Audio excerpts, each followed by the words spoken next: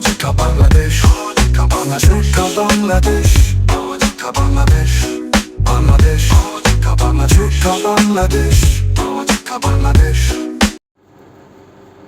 Hello জনগণ, আসসালামু আলাইকুম। আওয়াজ উঠা বাংলাদেশ চ্যানেলের পক্ষ থেকে আমি স্বাধীন আছি আপনাদের সাথে। স্বাগত জানাচ্ছি আমাদের নিয়মিত আয়োজন জনতার আওয়াজ অনুষ্ঠানে। আমরা আজকে যে সংবাদটি নিয়ে কথা বলবো সেই সংবাদটি হলো বিএনপির স্থায়ী কমিটির সদস্য মির্জা আব্বাস সাহেব তিনি একটা বক্তব্য দিয়েছেন। সেই বক্তব্যে তিনি বলেছেন, আওয়ামী লীগ দেশ থেকে হাজার হাজার কোটি টাকা পাচার করেছে, এটি সত্য। অন্তর্বর্তী সরকারের গত 8 মাসেও দেশ থেকে 90,000 কোটি টাকা পাচার হয়ে গেছে। সরকারের লোকজনই চাঁদাবাজির সঙ্গে সম্পৃক্ত। তার এই বক্তব্য নিয়ে আমি আমার ব্যক্তিগত কিছু কথা বলবো। আমি আমার তরফ থেকে কিছু কথা বলার চেষ্টা করব। তিনি এখানে যে কথাটি বলেছেন তার শেষ কথাটি আমি প্রথমে টেনে আনবো।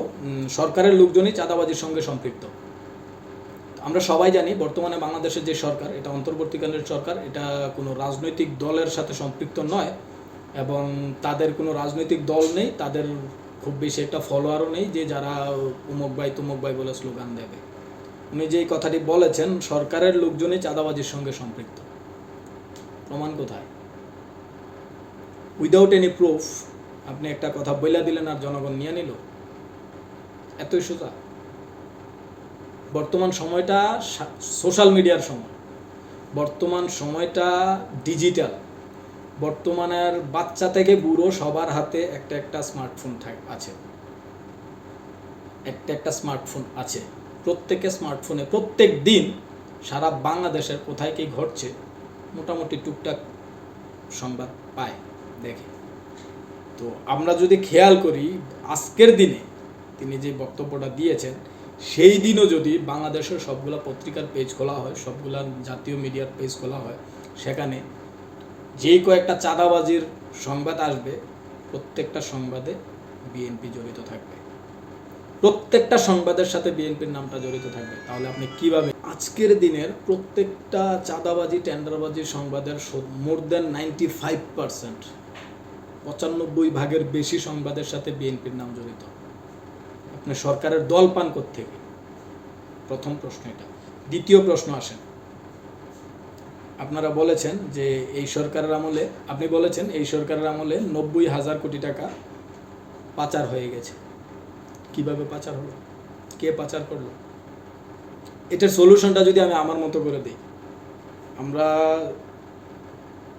সবাই অবগত আছি যে 2024-এর 5ই আগস্টের পরে আওয়ামী লীগের যে বড় বড় নেতারা ছিল, ব্যবসায়ীরা ছিল, যারা সরাসরি আওয়ামী লীগের সাথে জড়িত ছিল, তাদের সম্পদ বিভিন্নভাবে হস্তান্তর হয়েছে এবং এগুলা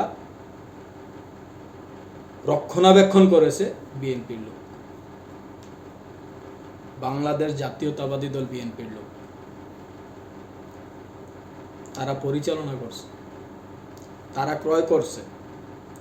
10 টাকারটা যদি 3 টাকায় মিলে তাহলে ক্রয় করতে কি? ক্রয় যে করছে, তারা যে বিএনপির নেতারা যেই আওয়ামী লীগের যে সম্পদটা তারা নিজেদের করে নিয়েছে, এটার বিনিময়ে যে টাকাটা দিছে, কোথায় দিছে? বাংলাদেশ ব্যাংকে। বাংলাদেশ ব্যাংকে দিছে। তারা সরাসরি বিদেশে পে করছে। আওয়ামী লীগের শতকরা 30% উচ্চ পর্যায়ের নেতাকর্মী, নেতারা, এমপি, মন্ত্রী, আমলা, বিভিন্ন সরকারি চাকরিজীবী যারা সরাসরি আওয়ামী লীগের সাথে সম্পৃক্ত ছিল, সবাই দেশের বাইরে। তাহলে তারা টাকাটা নিল কই? কিভাবে নিল? আপনাদের মাধ্যমে নিছে। তাহলে এই পাচারের সাথে সরাসরি আপনারা জড়িত।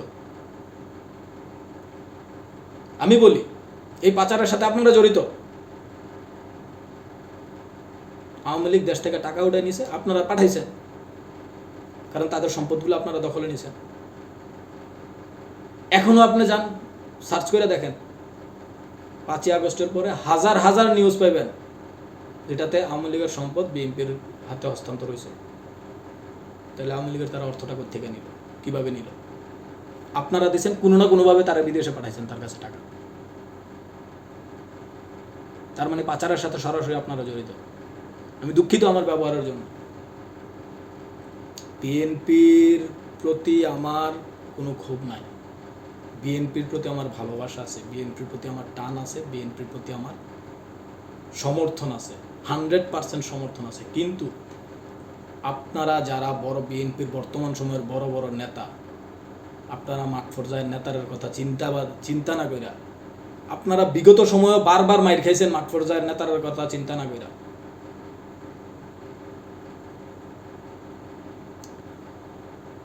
আমরা যদি বিগত সরকারের সময়টা দেখি, আওয়ামী লীগ কিন্তু মাঠ পর্যায়ে যে নেতারা ছিল, নেতাকর্মীরা ছিল, তাদেরকে মোটামুটি একটা ফেসিলিটিস দিত এবং তাদেরকে যথেষ্ট সিকিউরিটি দিত।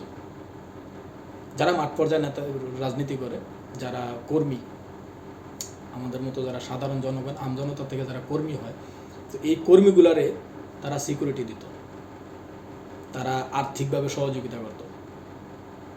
বিএনপির মধ্যে এটা ছিল না, খুব কম। তারা তাদের নেতাকর্মীদের, মাঠ পর্যায়ের নেতাকর্মীদের কথা চিন্তাই করে না বিএনপির উচ্চ পর্যায়ের নেতাকর্মীরা। আমি চ্যালেঞ্জ, আমার নিজের কাছের অনেক মানুষ আছে যারা গত 15 বছর কোনো চাকরি করতে পারে নাই, কোনো কাজ করতে পারে নাই, চলা কষ্টকর হয়ে গেছে। ভালো ভালো চাকরি ছিল, চলে গেছে এই মামলার কারণে। কিন্তু আজকে যখন কমিটি দিতে যাইবেন, আজকে যখন আপনারা কমিটি গঠন করতে যাইতেছেন, তখন আপনারা কি করতেছেন? আমার বাতিজা আছে, আমার বাগনা আছে, আমার বঞ্জামাই আছে, কিন্তু বঞ্জামাই আওয়ামী লীগের নেতা বঞ্জামাই, সমস্যা নাই, বিএনপি তাই না পদ দিয়ে দেয়। কিন্তু যেই নেতাটা গত 17 বছর একটা ভালো চাকরি করতে পারে নাই, তার ভালো চাকরিটা পর্যন্ত চলে গেছে, যার সংসার চালাইতে হিমশিম খাইতে হয়েছে, আজকে সে অবহেলিত।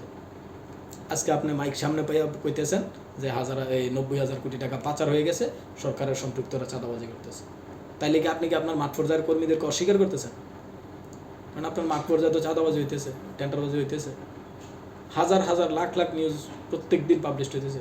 ইভেন গতকালকের নিউজ, কালবেলার একটা নিউজ আসছে যেটাতে কবরস্থানের কমিটির নিয়া মারামারি। তাহলে আপনি কি তাদেরকে অস্বীকার করতেছেন? এমনই তো মনে হইতেছে।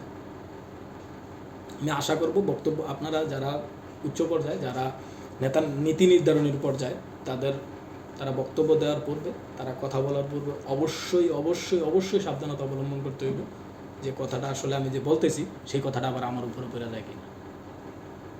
ধন্যবাদ সবাইকে। সালাম আলাইকুম।